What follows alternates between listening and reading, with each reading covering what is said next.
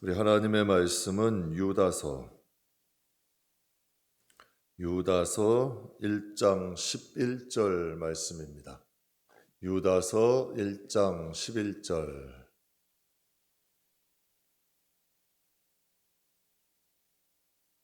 신약성경 396페이지.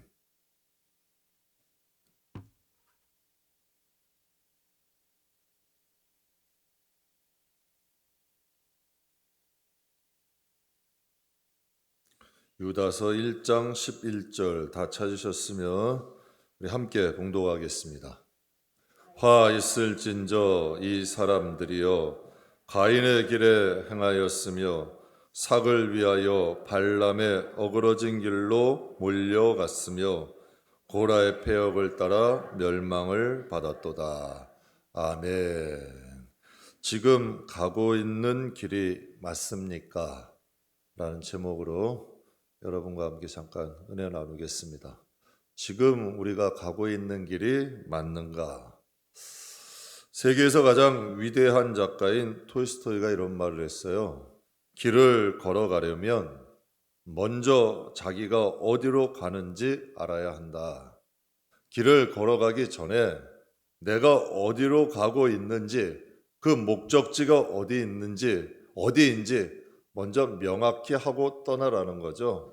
길을 가는 게 중요한 게 아니라 내가 어디를 가려 하는지, 정말 내 목적지가 어디인지 그것부터 알아야 된다는 거예요. 여러분, 자전거가 멈추면 넘어지듯이 인생의 수레바퀴는 쉼없이 굴러가고 있습니다. 그렇다면 인생을 살아가고 있는데 우린 지금 어디로 가고 있나요? 정말 잘 살고 있는지, 아니면 여러분 쇠파에 밀려가지고 그냥 하루하루 살아가고 있는지, 정말 내가 가고 있는 길이 맞는지 우리가 이제 먼저 생각을 해야 된다는 거죠.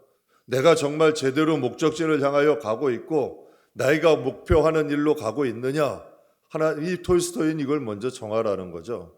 그렇다면 예수를 믿는 우리는, 여러분, 우리가 예수를 믿는데 정말 내가 예수 안에 살고 있느냐, 정말 주님이 원하시는 신앙을 길을 걸어가고 있느냐, 우리가 우리의 자신을 먼저 돌아봐야죠.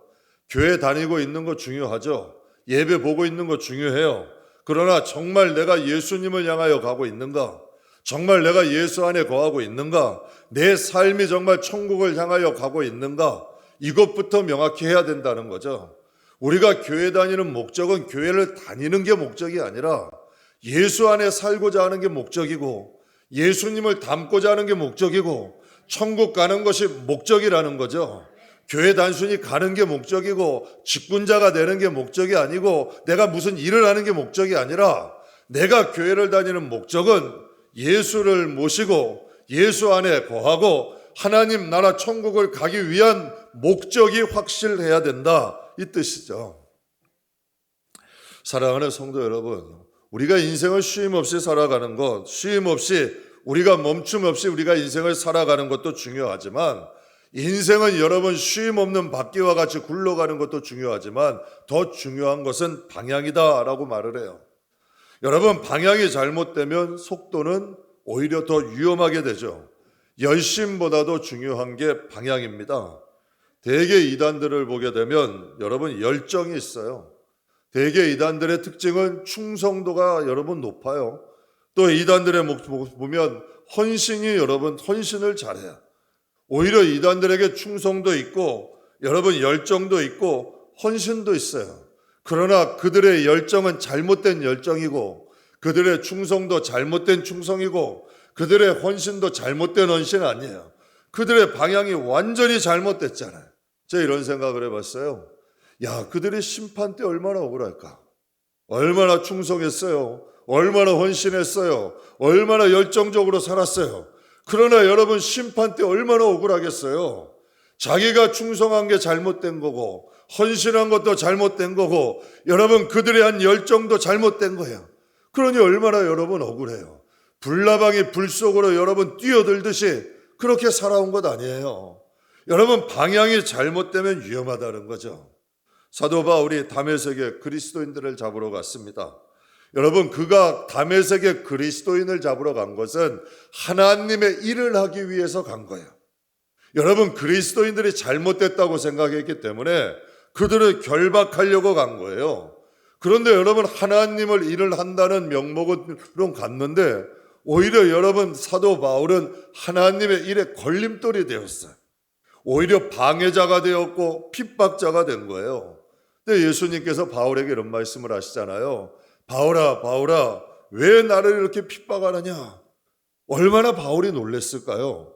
나는 하나님의 일을 한 건데, 나는 하나님이 기뻐하실 일을 한 거고 열정적으로 살았는데 오히려 하나님 보시기에는 방해자고 핍박자고 걸림돌로 살아온 거야. 여러분, 그는 충성도 있었고 열정도 있었고 헌신도 있었는데 방향 자체가 잘못된 거예요. 여러분, 출애굽한 이스라엘 백성들이 모세가 시내산에 올라갔어요. 그런데 자꾸 시간이 지나도 내려오질 않는 거예요. 모세가 내려오지 않자 이스라엘 백성들의 폐물을 모아가지고 금송아지를 만들었어요. 얼마나 여러분 많은 폐물을 모으면, 얼마나 많은 금을 모으면 금송아지를 만들어요. 여러분, 뭐 금두꺼비, 뭐 금열쇠, 뭐 금십자가 큰 거 하나 해도 그 값어치가 어마어마하잖아요. 그런데 금송아지를 만들었으면 도대체 그들이 금을 얼마만큼 모은 거예요? 대단한 헌신 아니에요? 대단한 열정 아니에요? 대단한 충성 아니에요?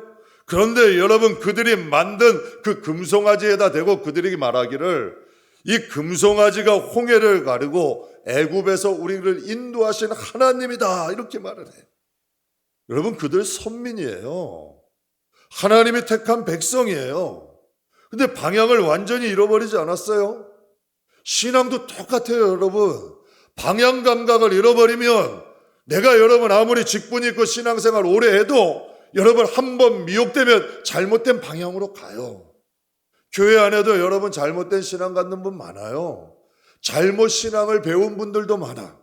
하나님 경외함도 없고 예배에 대한 경건함도 없고 교회를 시장바닥으로 만들고 교회를 장사하는 집으로 만들어. 제가 어떤 교회는 교회에 보험하는 분들이 와가지고 여러분 친구하자고 여러분 언니 누나 하다가 교회가 여러분 쑥대밭이 된 것도 많아요. 교회 안에 여러분 시장바닥을 만들어 다툼으로 인하여 교회를 어렵게 하는 교회도 많고, 그러니까 신앙을 잘못 배우니 자신들은 옳은 길이라고 하는데 미혹되면 방향 감각을 잃어버리는 거야. 여러분, 선민이잖아요. 하나님이 택한 백성 아니에요. 그들이 하나님에 대해 얼마나 많이 배웠고 하나님에 대해서 얼마나 많이 알아요. 그런데도 여러분 금송아지를 딱 만들어 놓더니 여러분 그가 하나님이다 라고 말을 하잖아요. 그러니까 미혹의 특징이야. 한 번 미혹되면 방향 감각을 잃어버리는 거예요. 또 분별력을 잃어버려요. 서로 옳다고 싸워 분쟁하고 있어요. 근데 여러분 선과 악의 분별을 잃어버리는 거예요. 분별력을 잃어버리면 무엇이 선이고 무엇이 악인지를 몰라. 그러니 자기가 행하는 일을 스스로 알지 못하는 거죠. 그러니까 여러분 신앙엔 분별력이 있어야 돼요. 신앙엔 방향성이 제대로 돼야 돼. 내가 정말 복음 안에서 내 신앙이 바로 됐느냐? 정말 내가 하나님이 기뻐하시는 길을 걸어가고 있느냐? 이게 먼저야. 열정이, 충성이, 헌신 다 좋죠. 얼마나 아름다운 단어예요. 충성도 얼마나 아름다운 단어고, 열성 얼마나 아름다운 단어고, 헌신 얼마나 아름다운 그 단어예요. 제가 오늘도 한 집사님하고 낮에 남자 집사님인데요. 상담을 잠깐 상의를 했는데 평신도 사역도 하세요. 또 직장 선교에 그걸 맡아가지고 하나님 말씀도 전해요. 그런데 그분의 특징은 좀 정에 약해. 그래서 제가 그분에게 조금 바른 소리 한마디 해드렸어요. 정에 이끌리지 말고 하나님 앞에서 사역해라. 이제 하나님 앞에서 사역해라. 사람에게 끌려다니지 말고 정에도 얽매이지 말고 하나님 바라보고 사역하시라고. 우리는 어차피 하나님 앞에 서야 될 사람들이니까 하나님 앞에서 신앙생활 하시고 하나님 앞에서 사역하세요. 이게 먼저 돼야 되는 거예요. 여러분 신앙생활 중요하죠. 그러나 먼저 내가 정말 예수 안에 있느냐, 내가 하나님 나라로 정말 행하여 가고 있느냐, 하나님이 기뻐하신 일을 행하고 있느냐, 이게 중요하죠. 자신들이 만들어 놓은 금송아지를 자신들이 구원한 하나님이다. 여러분, 이게 무슨 뜻이에요? 내가 원하는 하나님을 만들어 놓고 섬긴단 말이에요. 어떤 분들을 보게 되면 물질이 다야, 신앙이. 어떤 분들을 보면 지식이 다야. 어떤 분들을 보면 일이 다야. 아니, 이건 내가 만든 하나님, 잘못된 하나님일 수 있는 거예요. 성경 안에서 분별력 있어야 되고, 여러분 방향성이 제대로 돼야 돼. 한쪽으로 치우치면 안 돼요. 신앙이라는 건 여러분 이 세상에서도 아름답게 살아야 되지만 하나님 나라 바라봐야 되잖아요. 복음 안에서 균형을 잡고 내가 정말 분별력 있게 내가 방향성이 제대로 된 신앙생활을 하고 있느냐, 우리가 하나님 앞에 먼저 이걸 점검해야죠. 여러분, 금송아지 만들어 놓고 그것이 하나님이다, 우리를 홍해를 가르고 인도한 하나님이다. 이스라엘 백성들이, 그곳에는 여러분 레위 지파도 있었어요. 제사장들도 있었고 제사장들의 후손도 있었어. 그런데 그들이 하나가 되어서 금송아지 만들어 놓고 그 앞에서 여러분 춤추면서 축제하면서 하나님이라고 여러분 하고 있으니, 정말 하늘에 계신 하나님이 그 모습을 보시면 얼마나 답답하겠어요. 사랑하는 성도 여러분, 신앙은 방향이 중요해요. 지금 우리가 가고 있는 길이 맞습니까? 전 이건 날마다 점검해야 된다고 믿어요. 여러분, 목사도 점검해야 돼요. 목사도 잘못 갈 수 있어요. 중진도 잘못 갈 수 있어요. 그러니까 우리가 정말 하나님 앞에 늘 깨어서 분별력 있게 내가 바른 신앙을 갖고 있는가, 냉철하게 내 자신을 먼저 돌아보며 신앙생활할 수 있는 저와 여러분 되길 주의 이름으로 축복합니다. 여러분, 예수 외에는 구원받을 만한 다른 이름을 주신 적이 없다 그랬어요. 어느 교회 다녀야 구원도 아니고, 내가 여러분 몇 대를 믿어야 구원도 아니고, 내가 성경을 몇 독해도 이게 구원이 아니에요. 구원은 오직 예수 안에 있는 거야. 분명히 주님이 말씀하시기를 내가 길이요 진리요 생명이다. 주님이 길이라 그러셨어요. 내가 신앙생활을 한다면 내 앞에 예수님이 계셔야 돼요. 여러분, 내가 정말 신앙대로 신앙에 여러분 신앙생활을 한다면 주님이 이정표가 돼야 되고, 여러분 내가 복음대로 살고 있는지 점검해야 돼요. 하나님의 말씀은 내 영혼을 돌아보는 거울이야. 여러분, 내 얼굴에 뭐가 묻었는지, 내가 옷을 제대로 입었는지 어떻게 알아요? 거울밖에 없어요. 다른 사람에게 물어볼 거 없어요. 여러분, 내가 거울 하나 보면 돼. 그러니까 성경은 우리에게 다 한 사람에게 다 하나씩 주셨잖아요. 이건 무슨 뜻이에요? 다 성경을 통해 나를 보라는 거야. 성경을 통해 나를 여러분 점검하라는 거예요. 성경은 여러분 일주일에 한 번씩 들고 다니는 거 아니에요. 늘 보면서 점검하는 거야. 내 영혼을 점검하는 거예요. 내 자신을 돌아보는 거야.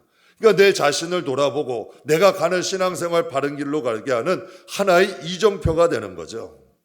사도 바울이 빌립보 교인들에게 빌립보서 2장 12절에 간곡하게 이렇게 말을 합니다. 우리 같이 읽겠습니다.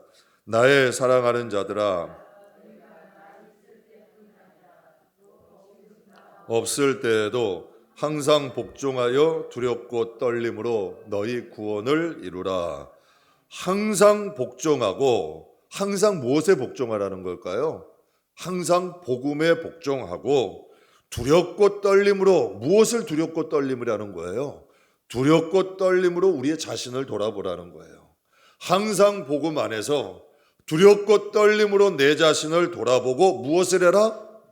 구원을 이루라는 거야. 구원을 이루라는 여러분이 원어의 뜻은 완성해라, 성취해라, 달성해라, 명령이에요. 항상 복음 안에서 두렵고 떨림으로 내 자신을 보라는 거예요. 그러니까 사도 바울이 여러분 빌립보 교인들 유독 사랑했잖아요. 그러면서 여러분 항상 여러분 사도 바울이 감옥 속에서 빌립보 교인들에게 얘기하는 거죠. 너희가 항상 복음에 복종해라. 복음은 여러분 내가 선택하는 게 아니에요. 하나님이 우리에게 순종하고 복종하라고 주신 거야. 우리가 여러분 항상 말씀 안에 살려고 노력하는 거죠. 그러므로 두렵고 떨림으로 복음 안에서 내 자신을 돌아보며 구원을 이루면서 나가는 거예요. 이게 신앙생활이에요. 이게 정말 하나님 일이에요. 물론 여러분 교회에 우리가 맡은 일들 많은데요, 저는 이게 제일 큰 일이라고 생각해요. 교회 안에 제일 큰 일은요, 내 자신을 바로 세우는 게 제일 큰 일이에요.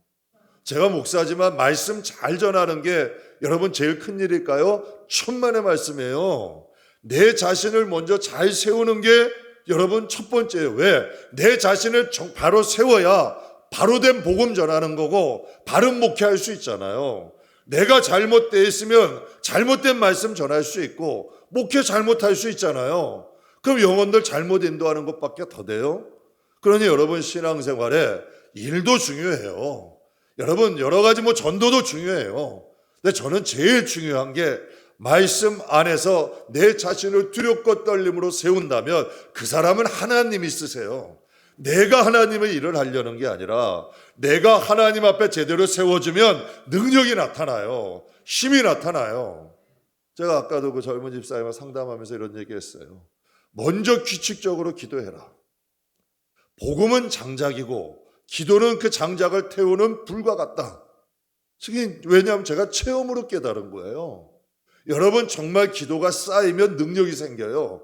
내가 능력을 행해야지 큰 소리 이게 아니라 하나님이 역사하시는 거야. 내가 여러분 나오는 내 힘과 내 의지가 아니라 여러분 의지는 혼의 기관 아니에요. 생각의 기관 아니에요. 근데 여러분 하나님의 능력은 영에서 나가는 거 아니에요? 그러니 여러분 기도로 무장하고 말씀이 충만하면 하나님이 역사하시는 거야. 그래서 사도 바울이 이러잖아요. 내가 나된 것은 하나님의 은혜다. 그가 하나님의 일을 얼마나 많이 했어요. 그런데 그의 의지대로 한 게 아니라 모든 게 하나님의 능력으로 행했다고 하잖아요. 그러니까 우리 성도들이 먼저 하나님 앞에 복음에 복종하고 두렵고 떨림으로 내 자신을 돌아보면 여러분 구원은 이루어질 수밖에 없고 또 여러분 그 영향력이 나타나는 거예요. 여러분 영권이라는 게 있잖아요. 영향력이 나타날 수밖에 없는 거야. 내 안에 성령으로 충만하면 여러분 남이 먼저 알아요. 내가 은혜가 충만하면 남이 먼저 알아요. 여러분 주위의 신앙생활하는 보면 딱 보면 야 저분은 요즘 은혜가 충만하다. 그건 다른 사람이 먼저 알아. 왜 잔에 흘러 넘치거든. 내가 은혜가 말랐는지 또 다른 사람이 먼저 아는 거야. 그러니까 사도 바울이 권면하는 거죠. 너희가 복음에 복종하고 항상 말씀 안에서 살고 두렵고 떨림으로 너희를 돌아보면 능력은 나타나는 거예요. 하나님이 일하기 시작하는 거죠. 그 영혼이 바로 세워지는 거예요. 왜 여러분 사도 바울이 사랑하는 빌립보 교인들에게 이 감옥에서 굳이 왜 이런 편지를 썼을까요? 여러분 이 당시의 초대교회는 성령으로 시작했다가 육체로 마치는 사람들이 많았어요. 지금도 여러분 신앙이 과거형인 분들이 많죠. 정말 의외로 많아요. 다 신앙이 여러분 과거형인 분들이 많아. 젊었을 땐 열정적이었는데 다 과거형이야 거의. 보면 지금은 그 말을 못해. 근데 여러분 당시에 초대교회도 그런 일들이 있었어요. 성령으로 뜨겁게 시작했는데 육체로 맞춰가는 거예요. 여러분 이건 위험한 신앙이에요. 계시록 에베소 교회를 향하여 하나님께서 예수님이 편지하셨잖아요. 여러분 촛대는 있는데 촛불은 꺼졌어. 그럼 그 촛대는 옮겨지는 거예요. 촛대의 역할은 촛불이 켜 있어야 되는 거죠. 신앙도 마찬가지예요. 여러분 왜 하나님께서 우리에게 항상 복음 안에서 복음에 복종하고 두렵고 떨림으로 내 자신을 돌아보라 했을까요? 성령으로 시작했으면 성령으로 마쳐야 돼. 근데 여러분 초대교회도 이런 사람들이 많았다는 이야기예요. 또 두 번째는 거짓 교사에게 미혹되어서 다시 옛사람으로 돌아가는 거예요. 그런 영혼들이 많았어요. 분명히 여러분 하나님 앞에 시작했는데 다시 옛사람으로 돌아가. 평안하다, 안전하다, 괜찮아. 그때 여러분 성경이 말씀하시잖아요. 주님이 도적같이 오신대요. 평안하다, 안전하다, 괜찮아. 이게 위로는 될 수 있죠. 근데 이게 잘못 받으면 내 영혼을 여러분 수렁에 빠뜨릴 수도 있는 거예요. 하나님은 여러분 그렇게 하지 않아요. 평안도 승리한 안에서 평안이 있는 거지. 내가 여러분 미혹된 안에서 평안이 그건 가짜 평안이에요. 그건 가짜 여러분 미혹이에요. 내가 승리했을 때에 참 평안이 있어요. 어둠을 물리쳤을 때에 진정한 평안이 있어. 승리자의 평안이야. 여러분 나라도 그렇대잖아요. 강한 국방력이 있어야 나라도 진짜 평안한 거예요. 여러분 강한 국방력이 없으면 나라는 여러분 늘 불안한 거죠. 우리 영혼도 마찬가지야. 영혼이 강건해져야 돼요. 그럼 진정한 평안이 욕망하게 되는 거죠. 그러니까 사도 바울이 빌립보 교인들에게 얘기하는 거예요. 말씀과 성령 안에서 항상 깨어 있어라. 사랑하는 성도 여러분, 하나님의 일에 제1이 무엇이다? 여러분, 우리의 자신 제일 귀하죠. 내 자신이 만약에 몸이 아프고 힘들면 다 귀찮아요. 내 자신이 힘들면 모든 게 귀찮아지잖아요. 힘들어지잖아요. 영혼도 마찬가지인 거예요. 우리의 영혼이 복음 안에서 우리의 자신을 세우면 영혼이 강건해져요. 시험도 이길 수 있고 고난도 넘어갈 수 있고 어떠한 어려움도 이길 수 있는 힘이 생겨요. 이게 진정한 평안이고 진정한 하나님이 주시기를 원하시는 참된 은혜인 줄 믿습니다. 사랑하는 성도 여러분, 우리 말씀과 성령 안에서 항상 깨어있는 저와 여러분 꼭 되시길 주의 이름으로 축복합니다. 오늘 본문의 유다서는 유다가 기록한 것인데 유다서는 참 짧아요. 한 장으로 되어 있어요. 근데 1절 말씀에 보면 이렇게 되어 있어요. 야고보의 형제 유다는 이렇게 시작을 해요. 그래서 여러분, 야고보서의 저자 야고보의 동생 유다라는 뜻이에요. 여러분, 요셉과 마리아의 아들, 예수님의 동생 야고보의 형제인 거예요. 야고보도 예수님의 동생이에요. 근데 이 유다서를 쓴 여러분, 이 유다도 야고보서를 쓴 야고보의 동생이야. 그러니까 예수님의 동생인 거예요. 마리아와 요셉의 아들, 요셉과 마리아의 아들이죠. 그러니까 유다는 야고보와 함께 예루살렘 교회의 지도자였어요.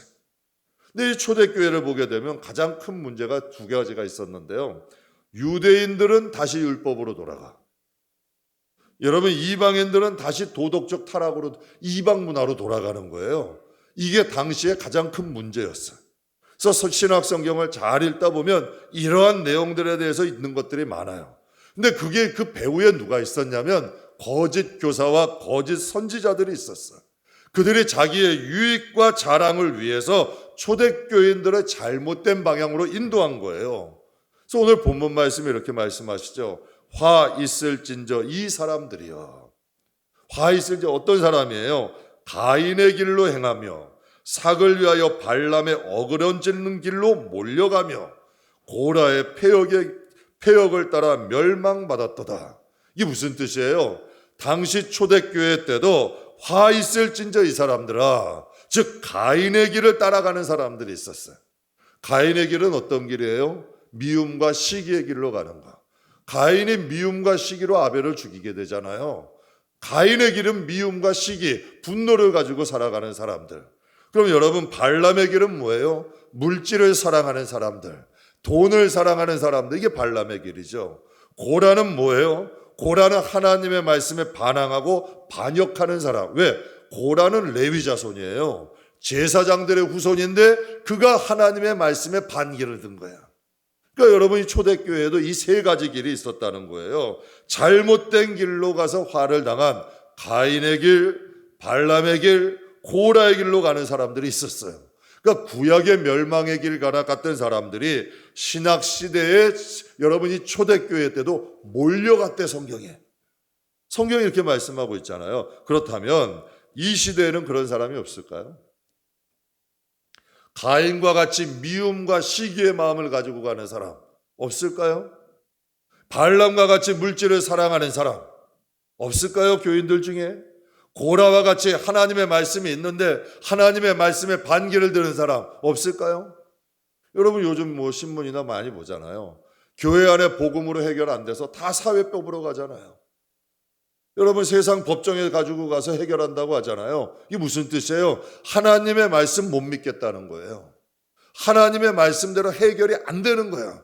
말씀의 권위가 교회에 서야 되는데 교회 안에 말씀의 권위가 무너지니까 여러분 세상 법정으로 가지고 가잖아요. 그러니까 이 시대에도 이러한 일들이 있는 거죠. 예수님께서 이렇게 예언하셨어요. 마태복음 7장 13절에 15절에 보면 여러분 잘 아시는 말씀인데 한번 잘 보세요. 좁은 문으로 들어가라. 넓은 문으로 멸망으로 인도하는 문은 크고 그 길이 넓어 그리로 들어가는 자가 많고 생명으로 인도하는 문은 좁고 길이 협착하여 찾는 이가 적음이라. 여러분, 좁은 길은 찾는 이가 적대요. 그런데 넓은 길은 여러분 들어가는 자가 많대요.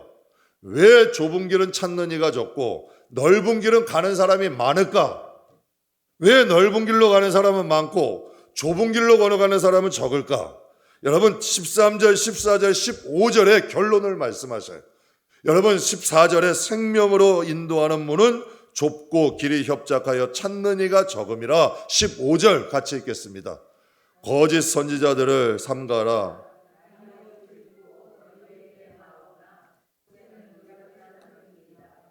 아멘.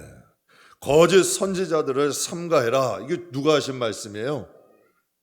예수님이 하신 말씀이잖아요. 양의 옷을 입고 나아오지만 속에는 노력하는 일이다. 왜 여러분 좁은 길로 가는 사람들은 적고 넓은 길로 가는 사람은 많아요?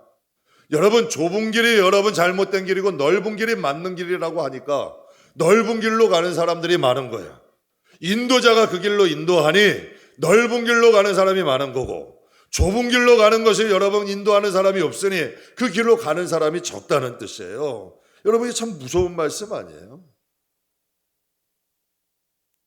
하나님께서는 넓은 길, 양의 옷을 입은 이리를 따르는 자들에게 이렇게 말씀을 하십니다. 가인의 길로 행하는 자마다 하나님이 말리셨어요. 가인의 길을 행하는데 너가 죄에서 오는 녹에 있지만 너는 죄를 다스려라. 하나님이 말리셨잖아요. 여러분 그런데도 자기의 이 마음에 있는 이 분노, 미움을 주체하지를 못하는 거야.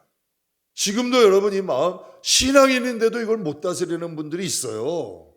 여러분 이 마음이 컨트롤이 돼야 되잖아요. 내 마음 정도는 다스려져야 되잖아요. 여러분 내 마음 정도는 어떻게 좀 지배가 돼야 되지 않아요? 신앙인인데. 그런데 이 마음의 미움과 분노도 조절이 안 되는 사람들이 있다는 얘기예요. 그리고 여러분 이 불의의 삭을 쫓아간 발람, 물질 때문에, 돈 때문에 하나님의 뜻을 거슬려요. 여러분 가만히 보세요. 돈을 벌기 위해서 하나님을 멀리하고 돈을 쓰기 위해서 하나님을 멀리해요. 여러분 이 돈이라는 것은 좋은 일에 얼마든지 사용할 수 있잖아요. 이 세상 살아가는데 꼭 필요한 거 아니에요? 그런데 왜 돈 때문에 하나님을 멀리하게 되냐는 얘기예요. 여러분 이것은 불의한 사기예요. 하나님과 멀어지게 하는 물질은 여러분 우리에게는 여러분 이 하나님과 멀어지게 하는 물질은 불의의 싹이에요. 이건 발람의 길을 걸어가게 만드는 거예요. 그리고 여러분 고라의 폐역도 마찬가지죠. 그가 레위 자손이에요. 하나님의 말씀을 세워야 되는데 말씀의 반기를 두는 거예요. 어떠한 분들이 이러더라고요. 아유 목사님 어떻게 말씀대로 삽니까 세상에. 물론 여러분 말씀대로 살아가기 힘들죠. 그러나 우리 성도라면 말씀대로 살려고 노력하는 사람들 아니에요? 하나님의 말씀 복음이 길인데, 복음이 우리에게 생명인데, 복음이 능력인데 조금 손해보더라도 하나님의 말씀 안에서 살아가려고 노력하는 게 우리 성도들 아니에요? 복음 때문에 좀 손해보는 게 영광이고 복음 때문에 여러분 좀 마음 아픈 일이 있어도 여러분 그게 상급이 되는 것 아니에요? 성도들은 그 길을 걸어가야죠. 제가 가끔 성도들께 이런 말씀 드려요. 너무 많은 일 하려 하지 마십시오. 일 욕심내서 너무 많은 일 하지 마시고 하나를 해도 정확하게 제대로 하자고요. 말씀드려요. 왜? 그건 하나님 앞에 쌓여지는 거거든요. 하나님 일에 관심이 없는 건 문제죠. 여러분 그 마음에 하나님이 안 계신다는 증거예요. 하나님이 계시면 하나님의 일에 관심이 가요. 여러분 사람이 누구를 사랑하면 그 사람에 여러분 관심이 가는 거예요. 좋은 일 하고 싶은 거예요. 뭔가 해주고 싶은 거예요. 이건 마음이 가면 몸도 따라가게 돼 있어. 근데 여러분 하나님의 일을 하는데 하나님 밖에서 하는 분들도 있다는 얘기예요. 여러분 원망과 불평으로 하는 것 이거 하나님 기뻐하시는 일 아니에요. 성도에게 상처 주면서 하는 것 그건 그 길이 잘못된 거예요. 여러분 그 길이 잘못된 거죠. 그러니까 하나님의 일을 해도 하나님의 일을 단 하나를 해도 제대로 해야죠. 그래야 하나님 앞에 쌓여지는 것 아니에요. 사랑하는 성도 여러분, 우리가 이 신앙의 길도 항상 내 자신을 돌아봐야 돼요. 내가 하고 있는 일 정말 하나님이 기뻐하시는 일인가? 정말 내가 가고 있는 이 신앙의 길 내가 정말 제대로 가고 있는가? 여러분 우리 자신에게 물어봐야 돼요. 지금 가고 있는 길이 맞습니까? 여러분 우리의 신앙일 정말 제대로 가고 있나요? 신앙생활 제대로 하고 있어요? 여러분 맡은 직분들이 있으시죠? 집사, 권사, 장로, 전 목사예요. 하나님께서 여러분 그 집사대로, 권사대로, 장로대로, 전도사대로, 목사대로 우리를 보실 거야. 그 직분대로 하나님 앞에 갈 거예요. 그럼 정말 우리가 그 직분에 어울리게 살아가고 있어요? 직분이 중요한 게 아니라 그 직분에 맞게 살아가고 있느냐가 더 중요한 거 아니에요? 그걸 돌아봐야죠. 그게 중요한 거죠.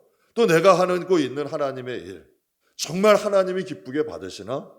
정말 내가 마음으로 하고 있나? 이거 점검해야죠. 이거 가지고 우리가 하나님 앞에 가는 건데. 여러분, 내가 하고 있는 일이 내 영혼에 아무 유익이 된다. 여러분이 무슨 직장을 가거나 일을 하는데, 여러분에게 무슨 꼭 마땅한 일하는 데 상을 받지 못한다거나, 또 여러분이 하고 있는 일이 정말 그 회사에 도움이 안 된다고, 이것처럼 허무한 일이 어디 있어요? 그러니까 신앙생활도 내 자신을 먼저 돌아보는 게 우선순위라는 거죠. 한 부족을 이끄는 추장이 있었는데요. 그에게 세 아들이 있었어요. 근데 이 세 아들 중에 한 사람에게 추장직을 물려줘야 되는데, 근데 이 추장이 이제 세 아들을 데리고 사냥을 나갔습니다. 근데 이 추장의 일행 앞에는 거대한 나무 한 그루가 있었어요. 그리고 그 나무에는 독수리 한 마리가 앉아 있었어요. 그래서 이 추장의 세 아들에게 물었습니다. 저 앞에 뭐가 보이느냐? 그랬더니 장남 첫째 아들은 이렇게 얘기해요. 파란 하늘과 거대한 나무가 보입니다. 차남에게 물었더니 차남은 이렇게 얘기해요. 거대한 나무와 그곳에 앉아있는 독수리가 보입니다. 그랬더니 마지막 셋째 아들은 이렇게 대답을 해요. 너는 뭐가 보이느냐? 물었더니 저는 커다란 독수리의 두 날개와 그 사이에 있는 가슴이 보입니다. 그때 아버지가 그렇게 얘기했어요. 그곳을 향해 화살을 쏴라. 그래서 이 막내가 쏜 화살이 정확하게 독수리의 가슴에 맞고 독수리를 사냥을 했어요. 여러분, 추장이 누구에게 여러분 추장직을 물려주었을까요? 누구에게 추장직을 물려주었을까요?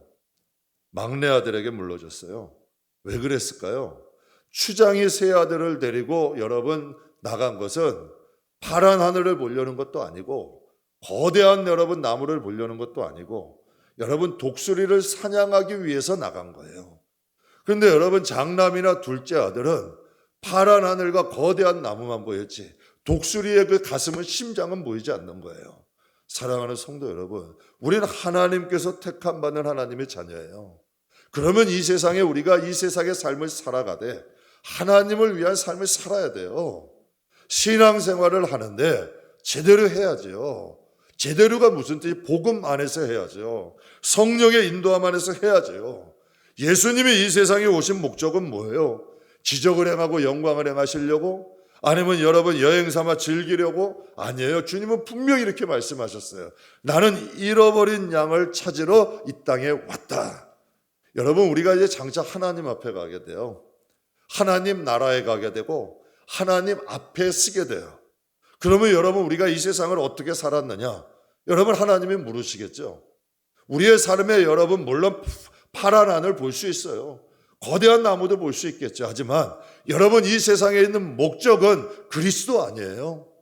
정말 예수를 제대로 믿고 예수를 제대로 증거하고 그리스도인으로 살아가는 것, 이게 제일 중요한 거죠. 우리 안에 예수가 없는 신앙은 잘못된 신앙이에요. 예수가 없는 신앙은 여러분 잘못된 길을 걸어가고 있는 거예요. 정말 내 안에 주님이 영광을 받으시고 주님의 이름을 높이는 삶을 살아가는 것, 이게 신앙인들의 목적이죠.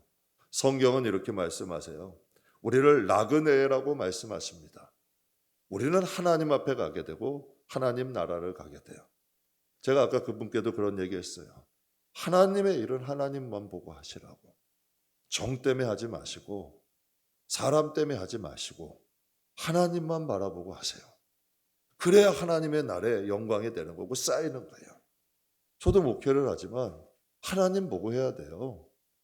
하나님 앞에서 바로 해야 돼요. 그래야 하나님 앞에 나가서 하나님 일을 한 거지.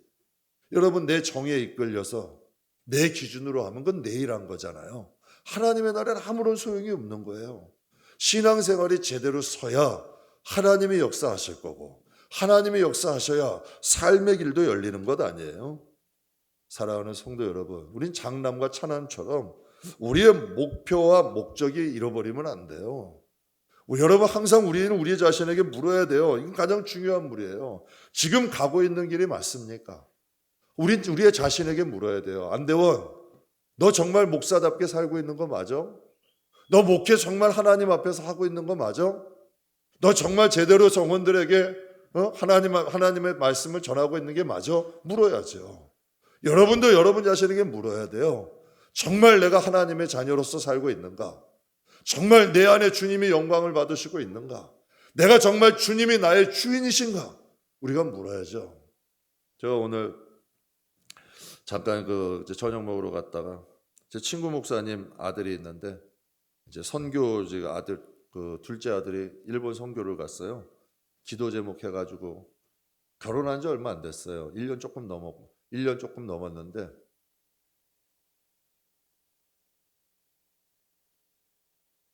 안 보여. 1년 조금 넘었는데요. 1년 조금 넘었는데 이제 아이 데리고 이제 사진을 찍어서 기도 제목을 이제 쓴 거예요.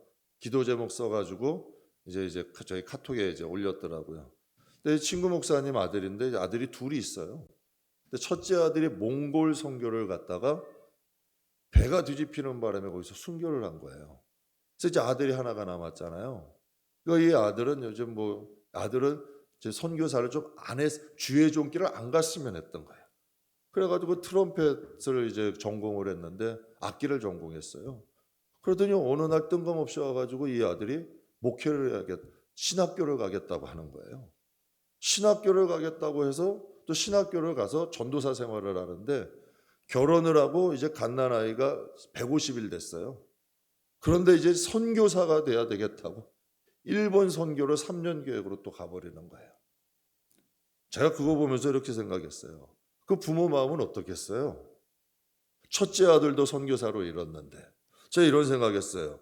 나라면 내가 그 목사님이라면 이 아들을 선교사로 보낼 수 있었을까? 내가 만약에 여러분 젊은 전도사님이라면 결혼한 지 1년밖에 안 된 아내와 이제 태어난 지 150일밖에 안 된 딸 놓고 선교지로 떠날 수 있을까? 전 못하겠더라고요. 그래서 제가 이런 생각했어요. 지금도 이런 젊은이가 있구나. 지금도 정말 주님을 위해서 살아가는 이런 젊은이들이 있구나. 제가 이 마음에 그 부모도 위대하고 여러분 그 청년도 참 새롭더라고요. 여러분 천국 가면 이런 분들 다 있어요. 이런 분들은 정말 여러분 이런 분들 평범하게 많이 볼 거예요 아마. 이런 분들이 천국에는. 이런 분들이 오히려 평범할 거예요 천국 가면. 그런데 과연 우리가 이 세상에서 목적 없이 신앙생활하다가 하나님 앞에 갔을 때 정말 하나님 말씀이 지금도 깨달아져요. 대원아 너 이대로 오면 부끄럽지 않겠냐. 정말 하나님 앞에 우리의 신앙 여러분 하나님 앞에 들고 하나님 앞에 갔을 때 정말 우리 부끄럽지 않을까요? 사도 바울이 빌립보서 4장 12절에 이렇게 고백을 했어요. 표대를 향하여 그리스도 예수 안에서 하나님이 위에서 부르신 부름의 상을 위하여 달려가노라.